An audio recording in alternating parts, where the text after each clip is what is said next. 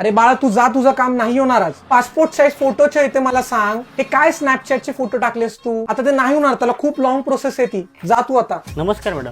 नमस्कार. मला जरा नाव चेंज करायचं आहे, करून द्याल काय? हा बसा. ठीक.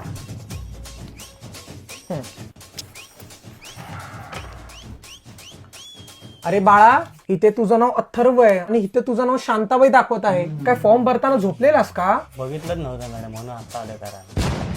असं कसं करू शकता रे तुम्ही? आजकालची पोरं म्हणजे निष्काळजीपणाचा कळस झाला आहात. स्कूल लिव्हिंग डे लवकर फेल झालायस वाटतं. मॅडम तुम्हाला काय करायचं आहे? नाही, जस्ट विचारलं मी.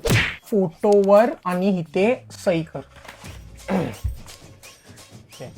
अरे बाप रे, जेलपेननी नाही बॉलपेननी सही करायची असते. आता तिथे मी काय उत्तर देऊ? अब 2 वाजेच्या अगोदर साईट बंद होते. लवकर चेंज करून जा आता ते. मॅडम झालं माझं, केलं मी करेक्शन.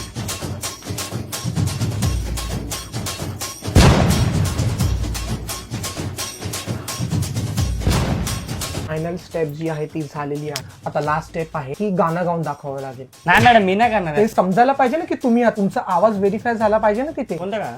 तुझ्या आवडीचं कोणतंही गाणं घे लवकर. ओ काला कवा काट जाएगा, बोल काला कवा काट जाएगा. पुढे. पुढे. अर्जन्सी मध्ये कधी तुला प्लेनचे तिकीट्स लागली तरी सांग. एका दिवसात आम्ही प्लेनचे तिकीट्स काढून देतो. एका दिवसात कसं? प्लेनचं तत्काल मध्ये आमची जरा सेटिंग, ऍक्च्युली टीसी असतो ना प्लेन मध्ये, तो आमचा गाववाला आहे. प्लेन मध्ये जर टीसी पकडला ना तर 1200ची पावती फाडायची. त्याला म्हणायचं की आम्हाला बसायला जागा हवी आहे. तर तो कसा प्लेनच्या डिक्कीमध्ये किंवा ड्रायव्हर सीटच्या बाजूला तुम्हाला बसायला जागा देतो. मोबाईलवर जरा ओटीपी बघायला आला असेल. मॅडम हे बघा ना, हे काय लिहिलंय?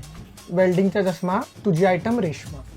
वेल्डिंगचा चष्मा तुझी आयटम रेशमा. जी प्रोसेस आहे ती झालेली आहे. तुझं जे फॉर्म वरती नाव अथर्व होतं ते इथे फायनली मी तुझं फॉर्म वरती नाव शांताबाई केलेलं आहे. हो मॅडम.